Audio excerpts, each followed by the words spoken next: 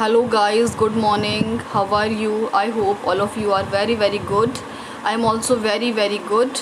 And let's start. Today's date is 21st April 2026. हमने six class का ICSE board का science की book एक स्टार्ट करी हुई है केमिस्ट्री की, जिसमें फर्स्ट चैप्टर है एक्सपेरिमेंटल नहीं है, इंट्रोड्यूसिंग केमिस्ट्री। चलो इसको स्टार्ट करते हैं। कुछ हमने कर लिया है, इसके आगे हम स्टार्ट करते हैं। तो कल हमने किया था कि केमिस्ट्री क्या है, केमिस्ट्री क्या है, साइंस क्या है। साइंस क्या थी? साइंशिया वर्ड था जिसका मीनिंग था नॉलेज। साइंशिया कहाँ से आया था? लैटिन से आया था। ठीक है, तो ऐसे ऐसे अभी हमने कुछ पढ़े हैं। तो लेट्स स्टार्ट करते हैं। Experimental investigation scientific method. तो एक्सपेरिमेंटल इन्वेस्टिगेशन क्या होती है और साइंटिफिक मेथड क्या होते हैं, हमने इसके बारे में देखना है। Scientist work to find out the best possible way to find out and solve the problems. This method is known as scientific method and it involve several steps.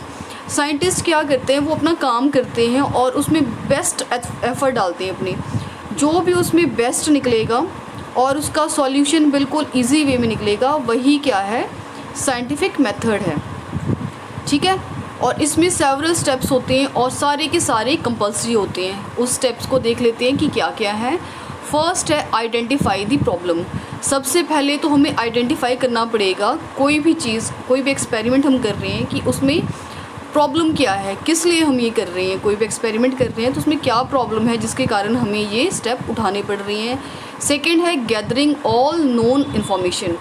अब हमें ऐसी इन्फॉर्मेशन गैदर करनी ही होगी जो उससे रिलेटेड हो, जो भी हमारी प्रॉब्लम है उससे रिलेटेड जो भी प्रॉब्लम है उसको हम इकट्ठा करेंगे। Forming a hypothesis on the basis of experimental fact. Hypothesis होता है हम इमेजिन करते हैं। ठीक है, तो हम क्या करेंगे, जो भी हमारा एक्सपेरिमेंट है उससे रिलेटेड हम इमेजिन करेंगे, उससे रिलेटेड कोई भी फॉर्मेशन जो है वो हम फॉर्म करते हैं। ठीक है, अपनी इमेजिनेशन में। फिर फोर्थ है verification by other scientist and formation of theory. तो अब क्या है, जो हमने एक्सपेरिमेंट किया है बाकी भी जो साइंटिस्ट है उसको वेरीफाई करें, मतलब वो सेटिस्फाइड होना चाहिए। कोई भी एक्सपेरिमेंट किया उसका लॉजिक होना चाहिए, लॉजिक निकलना चाहिए। ऐसा नहीं होना चाहिए कि उसका कोई तुक ही नहीं बनता है, तो वो वेरीफाई होना चाहिए और साइंटिस्ट से भी, एंड फॉर्मेशन ऑफ थ्योरी। और फिर उसके बेस पे हमने थ्योरी बनानी है। ओके, देन लास्ट है universal acceptance in the form of law. तो इसमें क्या है, यूनिवर्स उसको एक्सेप्ट करता है। यूनिवर्स मतलब उसमें सारे आएंगे, यूनिवर्स में पूरा वर्ल्ड आ जाएगा, पूरी कंट्रीज़ आ जाएंगी। ठीक है, तो वो साइंटिफिक मेथड जो भी होगा उसको पूरी दुनिया ने एक्सेप्ट करना होगा, वो करेंगे। ठीक है, अब सपोज़ करो जैसे न्यूटन के ही लॉ है, तो न्यूटन के लॉ इंडिया वाले भी मानते हैं और फॉरेनर्स भी मानते हैं, अफ्रीका भी मानती है, अमेरिका भी मानती है। तो ऐसे ही हमारे जो साइंटिफिक मेथड होते हैं उसको सब माने, यूनिवर्स एक्सेप्टेंस होना चाहिए वो। अब ये देखते हैं कि आइडेंटिफाई द प्रॉब्लम हम कैसे करते हैं। फर्स्ट जो है डिटेल में देखेंगे, scientist think over a problem the area where they have to work.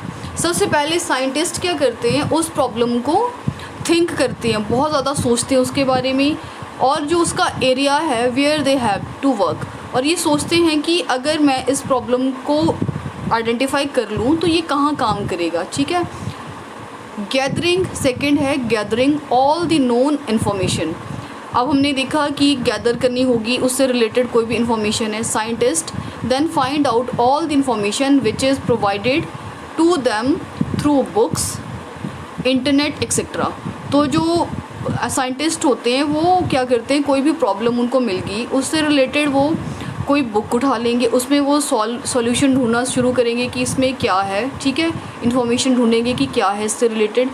Internet वो यूज़ करेंगे, आपको पता है इंटरनेट तो आजकल वास्ट है, उसमें जो मर्जी सर्च कर लो सब कुछ निकल जाता है। तो ऐसे ही साइंटिस्ट भी ऐसे ही करते हैं, इंटरनेट में उसको गूगल करते हैं, उससे रिलेटेड जो उनको चीज़ें चाहिए होती है वो गैदर कर लेते हैं।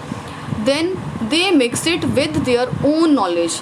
उन्होंने कुछ गैदरिंग की, चाहे वो बुक से रिलेटेड बुक से की, चाहे वो इंटरनेट से की, कुछ वो अपने थॉट्स उसमें डाल देंगे, अपनी नॉलेज उसमें डाल देंगे, तो उनके पास एक मटेरियल नॉलेज का जो है वो तैयार हो गया है, ठीक है। थर्ड है फॉर्मिंग अ हाइपोथेसिस। हाइपोथेसिस मैंने बताया एक अपनी ही इमेजिनेशन बनाना, ठीक है। तो एक वो हाइपोथेसिस बना लेते हैं कैसे, a hypothesis is not simply an idea picked out from somewhere. तो हाइपोथेसिस एक सिंपली आइडिया नहीं होता जिसको हर कहीं से उठा लिया, नहीं। It offers a possible explanation for an event that has been observed. To test the hypothesis, the scientist design and perform experiment, records observations and then draw the conclusion। अब कहीं से भी उन्होंने कहीं से अच्छे वे में एक हाइपोथेसिस ड्रॉ कर ली, ले ली, उन्होंने पिक कर लिया कोई आइडिया कि मैं ऐसा करूँगा, ठीक है। उसके बाद हाइपोथेसिस उनके पास है, उसके बाद उनको टेस्ट करना पड़ेगा कि जो मैंने इमेजिन किया है या जो भी मैंने आइडिया लिया हुआ है क्या वो सही है। तो अब उसके बाद क्या करेंगे, साइंटिस्ट उसको डिज़ाइन करेंगे, फिर उसके बेस पे वो एक्सपेरिमेंट खुद करेंगे पहले कि वो वेरीफाई भी हो रही है जो मैंने सोचा हुआ है, जो हमारी प्रॉब्लम थी उससे रिलेटेड क्या वो उसके ऊपर वो बिल्कुल ठीक बैठेगा तरीका, ठीक है। फिर उसके बाद वो एक्सपेरिमेंट हो गया, फिर वो रिकॉर्ड करेंगे, रिकॉर्ड्स लेंगे, एक्सपेरिमेंट्स को 10-12 बार करेंगे या उससे ज़्यादा भी कर सकते हैं, उससे कम भी कर सकते हैं, ठीक है। तो ऐसे फिर उनके पास एक रिकॉर्डिंग आ गई कि अगर मैं ऐसा लेता हूँ तो ऐसा हो गया। उसके बाद उसकी ऑब्जर्वेशन वो नोट करेंगे, ठीक है। And then draw the conclusion. सब कुछ करने के बाद एक वो कंक्लूज़न पे आएंगे कि इसका कंक्लूज़न जो हमने लिया है क्या निकला। Before the hypothesis is accepted. अब जो हाइपोथेसिस उन्होंने ली है उसको एक्सेप्ट करने से पहले other scientist have to perform the experiment and get the same result. अब किसी ने, एक पर्सन ने कोई आइडिया लिया, एक प्रॉब्लम थी, उसने उसका सॉल्यूशन निकाला, ठीक है। अब वैसे ही उसी प्रॉब्लम का उसी आइडिया से कोई और भी उसी एक्सपेरिमेंट को करेगा। अगर वो रिज़ल्ट बिल्कुल सेम आता है तो वो जो उसने हाइपोथेसिस ली है वो बिल्कुल सही है, ठीक है। अब जैसे मान लो मैंने क्या किया, मैंने सॉल्ट ले लिया, ठीक है। सॉल्ट लिया, उसको पानी में घोलना शुरू किया। मैंने एक एक्सपेरिमेंट करना है, मैंने क्या किया, एक पानी का गिलास ले लिया और 1 टीस्पून उसमें सॉल्ट को घोलना शुरू कर दिया, स्टर किया उसको, ठीक है। तो मैंने टाइम नोटिस किया कि अगर मैं 1 गिलास पानी लेती हूँ और उसमें 1 चम्मच भर के नमक डाल देती हूँ तो वो कितने मिनट में घुल जाएगा। तो सपोज़ करो अगर मेरे 2 या 3 मिनट लग गए उसको। अब मेरा साथ वाला कोई मेरा फ्रेंड है, वो भी वही एक्सपेरिमेंट मेरे साथ ही करेगा या चाहे वो बाद में भी कर सकता है।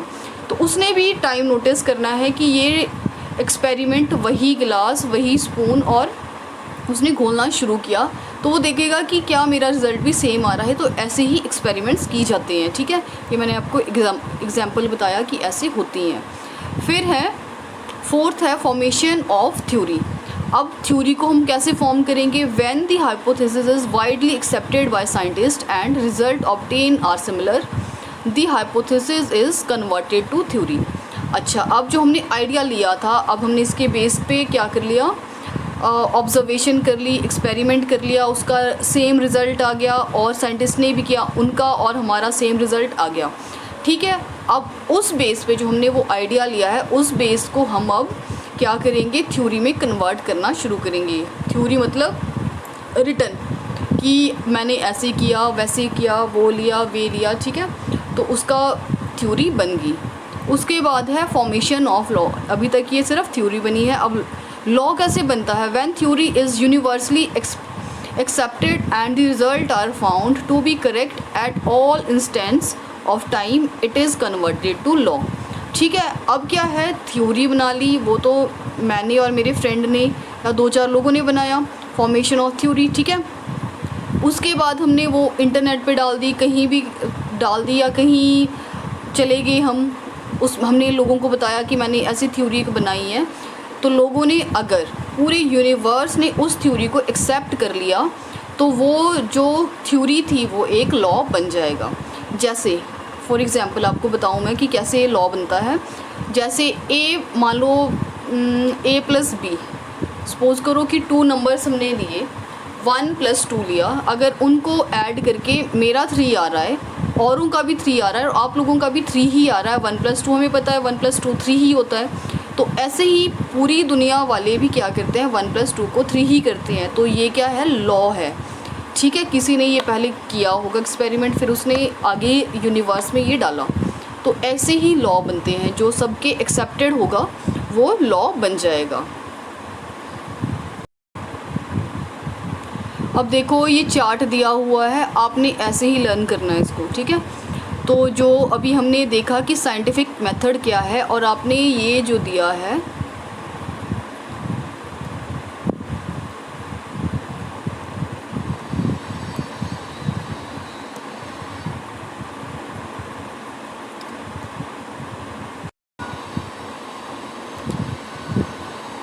ये जो चार्ट दिया हुआ है ना यहाँ पे, ये आपने एग्ज़ाम में ऐसे ही लिखना है, डिट्टो। ठीक है, सबसे पहले अगर आपको आता है कि साइंटिफिक मेथड क्या है, तो आपने ऐसे ही बना ली, बॉर्डर सा बना लिया, एक रेक्टेंगल बना लिया। सबसे पहले आपने लिखना है problem of or an idea to be tested, then gathering of knowledge, then arrow लगा के plan up of experiment work, then carry out the experiments, then draw out the conclusion, फिर verified by scientist, and last में क्या होगा, universally accepted becomes a law. अगर universe ने उसको accept कर दिया तो वो क्या बन गया, एक लॉ बन गया। ठीक है, फिर है filling the blanks with suitable words. अब ये फिलिंग द ब्लैंक्स है।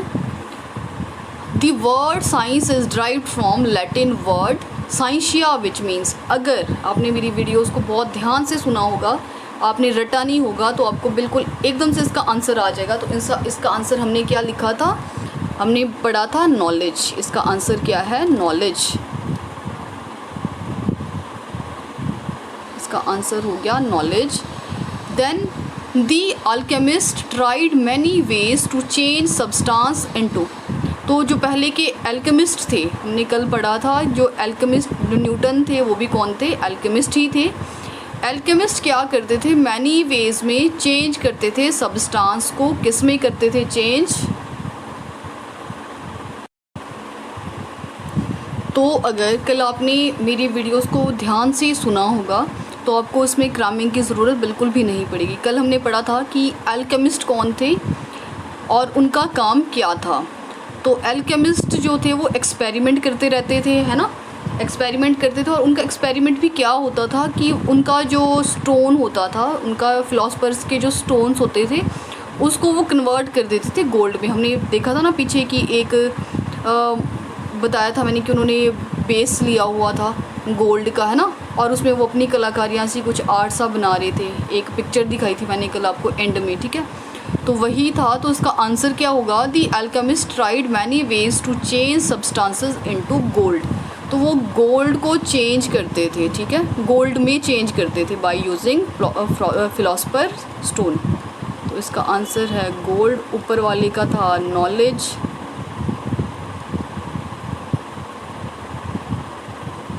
नॉलेज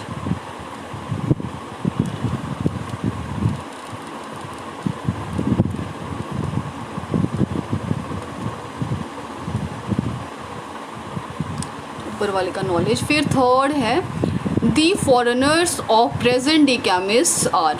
तो हमने ये भी देखा था कि जो पहले के फॉरेनर्स थे प्रेजेंट में वो क्या है, केमिस्ट ही हैं। ठीक है, days are chemist are.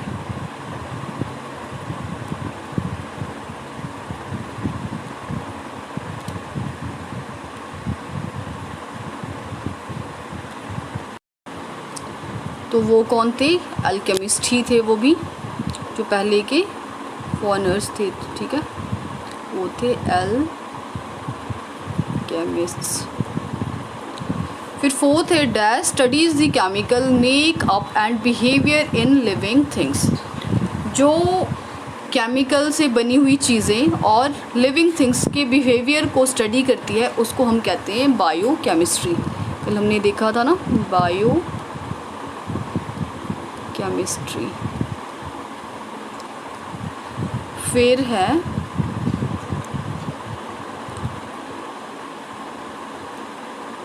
The application of science for practical, just a second, आपने ये लिख लिया, मुझे यहाँ ये दिख नहीं रहा है। The application of science for practical is called, इसको मिटाना ही पड़ेगा मुझे,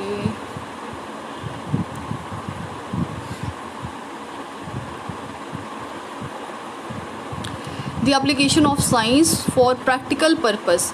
जो एप्लीकेशंस साइंस वाले यूज़ करते हैं प्रैक्टिकल पर्पस के अकॉर्डिंग, तो उसको हम कहते हैं साइंटिफिक मेथड। अभी हमने देखा ये, तो उसका आंसर हो जाएगा साइंटिफिक मेथड। आई थिंक आपको इसमें कुछ भी रटने की ज़रूरत नहीं होगी, मैं दोबारा से ये समझा देती हूँ। कल हमने यहाँ तक चैप्टर पढ़ा था, जो ये एल्केमिस्ट थे, उसके थोड़े बायोकेमिस्ट्री वगैरह सारी केमिस्ट्री पढ़ी थी हमने, तो एक बार मैं रिवाइज़ करवा देती हूँ। जो साइंशिया है, साइंस का मीनिंग कहाँ से, साइंस वर्ड जो है वो कहाँ से लिया गया है, लेटिन से लिया गया है। लेटिन में वर्ड है एक साइंशिया, जिसका मतलब होता है नॉलेज।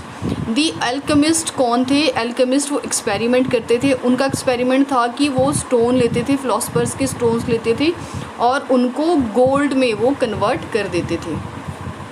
ठीक है, गोल्ड में वो कन्वर्ट कर देते थे, गोल्ड जो सोना होता है उसमें वो कन्वर्ट कर देते थे और उसका बेस लेते थे वो, ठीक है, अपनी कुछ भी आर्ट के लिए। ठीक, फिर थर्ड था the foreigners of present day chemist are.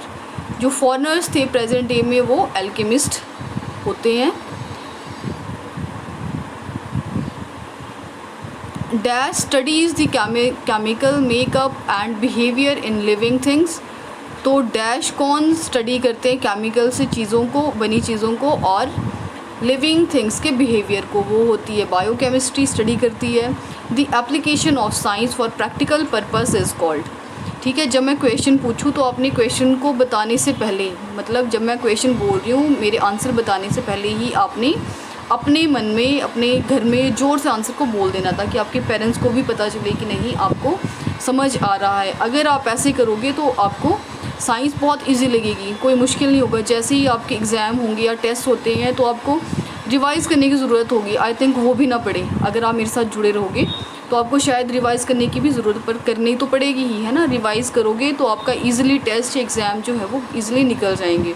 आपको क्रैमिंग नहीं करनी पड़ेगी। जैसे बच्चे क्या होते हैं या पेरेंट्स क्या करते हैं, जैसे ही बच्चों के टेस्ट आते हैं, एग्ज़ाम आते हैं, बच्चों को कहना शुरू कर देते चलो पढ़ो पढ़ो पढ़ो। अब बच्चे भी कंफ्यूज कि पढ़े तो पढ़े क्या, क्योंकि उनको तो कुछ आता ही नहीं है, उनको समझ ही नहीं है, उन्होंने तो सिर्फ रटा हुआ है, तो अभी वो क्या क्या लर्न करेंगे। अब अगर आप इस वे से पढ़ोगे जैसे मैंने आपको बताया, तो उसमें आपको लग रहा होगा पता इसमें को रटने की कोई ज़रूरत ही नहीं है, ये तो हमें आ रहा है, ऐसी ही चीज़ें आती रहेंगी, आती जाती है। ठीक है, जब हम उसको रटना बंद कर देती हैं तो आपने क्या करना है, समझना है, वीडियो को बिल्कुल ध्यान से देखना है और रटना नहीं है।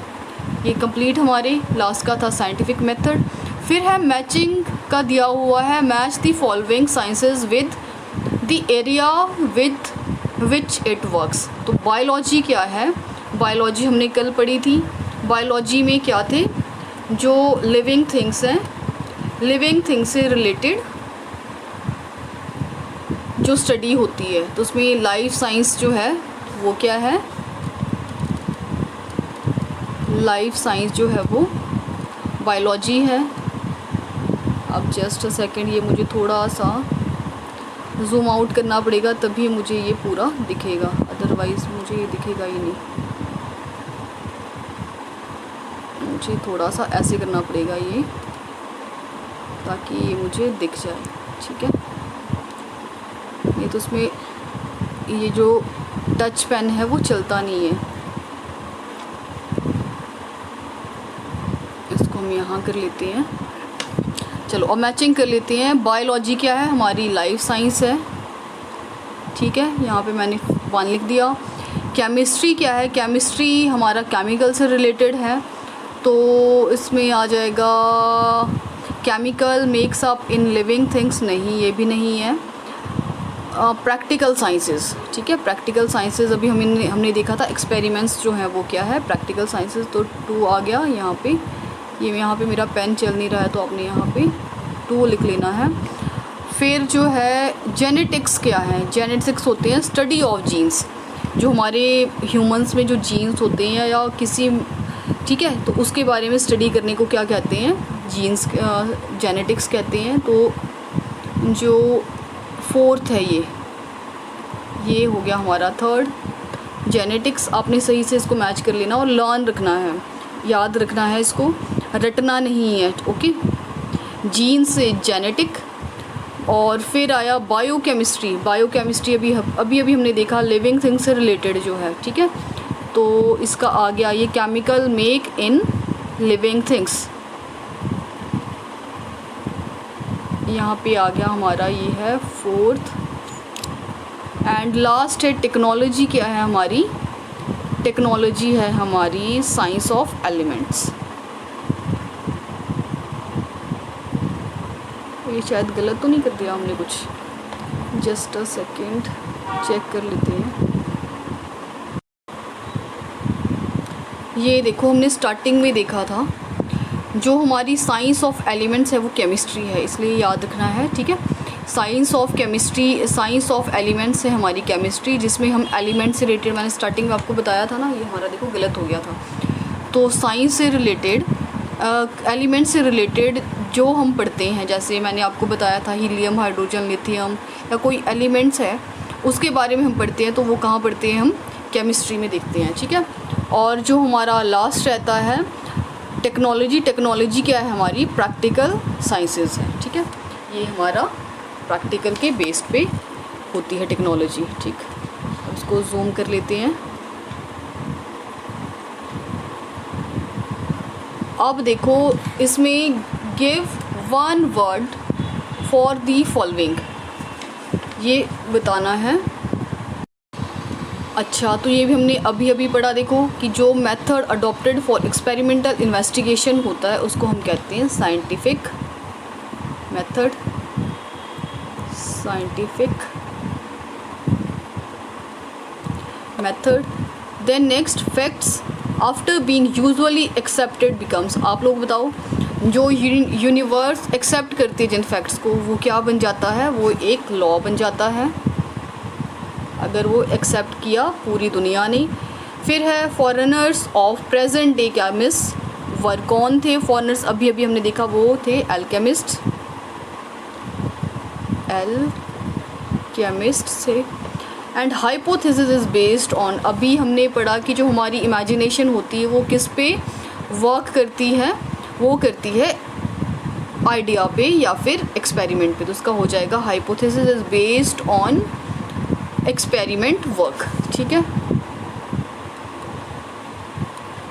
Experiment work.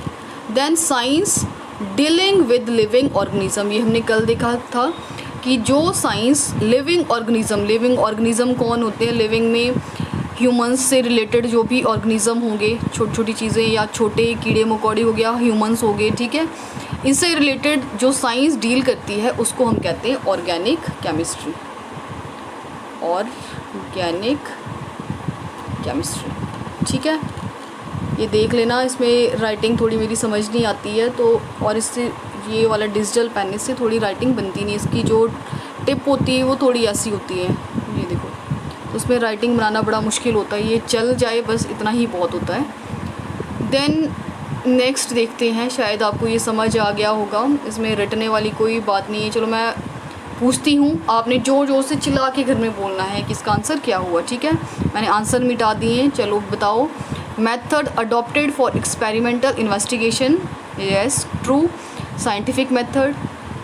Facts after being universally accepted becomes, जब कोई भी फैक्ट यूनिवर्सल ने एक्सेप्ट कर दिया, पूरी दुनिया ने उसको एक्सेप्ट कर दिया, उसको क्या कहते हैं? दैट्स गुड, आपने बिल्कुल सही कहा, वो एक लॉ बन जाता है। Forerunners of present day chemist were, जो पहले के केमिस्ट थे उनको क्या कहते थे? अल्केमिस्ट कहते थे, बिल्कुल राइट आंसर दिया आपने। Hypothesis is based on dash work, जो हाइपोथेसिस हमारी इमेजिनेशंस होती है वो किस बेस पे वर्क करती है? एक्सपेरिमेंट, बिल्कुल सही आंसर दिया आपने। Then next, science dealing with living organism, बताओ जल्दी क्या है इसका आंसर? जो साइंस लिविंग ऑर्गेनिज्म से डील करती है, बिल्कुल करेक्ट आंसर इसका है ऑर्गेनिक केमिस्ट्री, बिल्कुल सही। आप सारे तो बहुत ज़्यादा इंटेलिजेंट बच्चे हो। फिर अगला है, देखो इसमें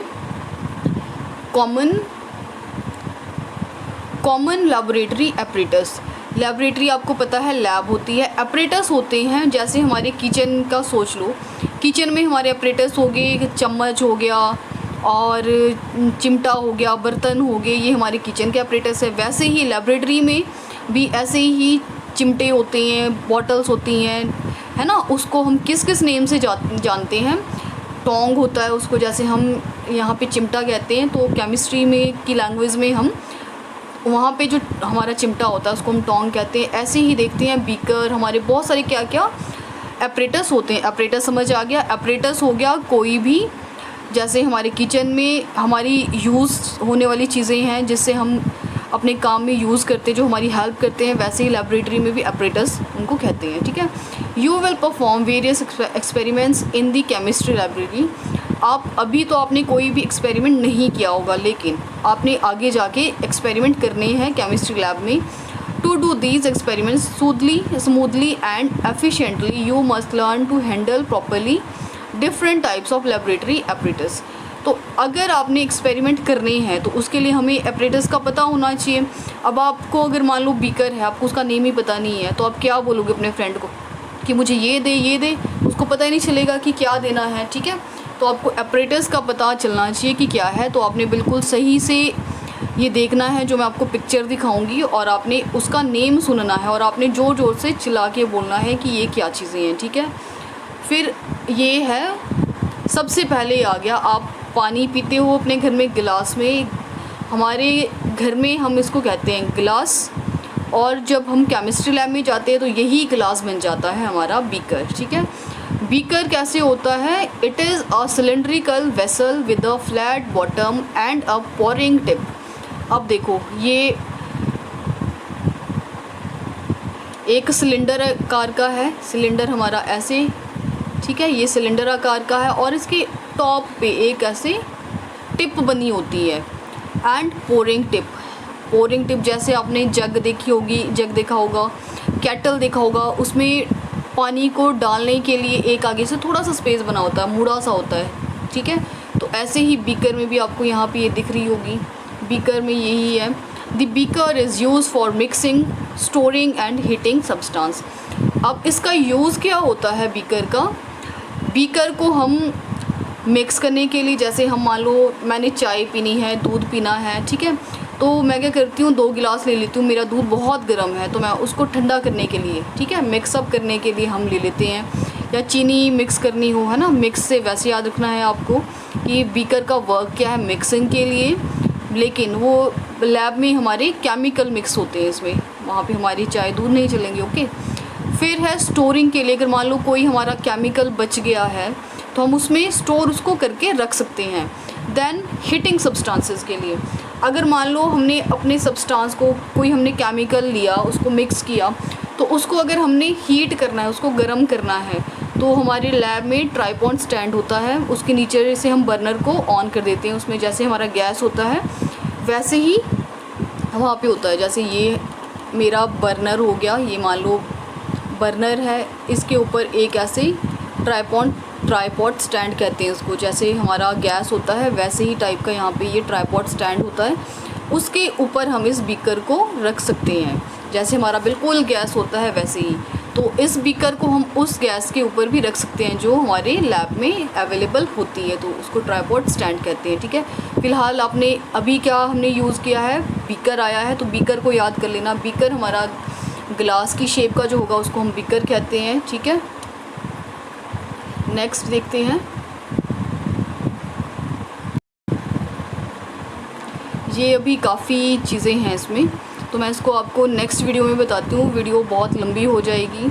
अगर आपको मेरी वीडियोस पसंद आ रही है तो आप प्लीज़ थम्स अप करें, लाइक करें, सब्सक्राइब करें, फॉलो करें, और प्लीज़ अपने दोस्तों में, अपने रिलेटिव्स में शेयर ज़रूर करें, ताकि मेरी सब्सक्रिप्शन भी बढ़े और आपको, आपके फ्रेंड्स या फिर जो भी आपके रिलेटिव है उनको भी एक यूज़फुल वीडियो उन तक पहुंच पाए। प्लीज़ सब्सक्राइब करना बिल्कुल ना भूलें। Thank you so much. मैं अगली वीडियो में बाकी चीज़ें आपको बताती हूँ।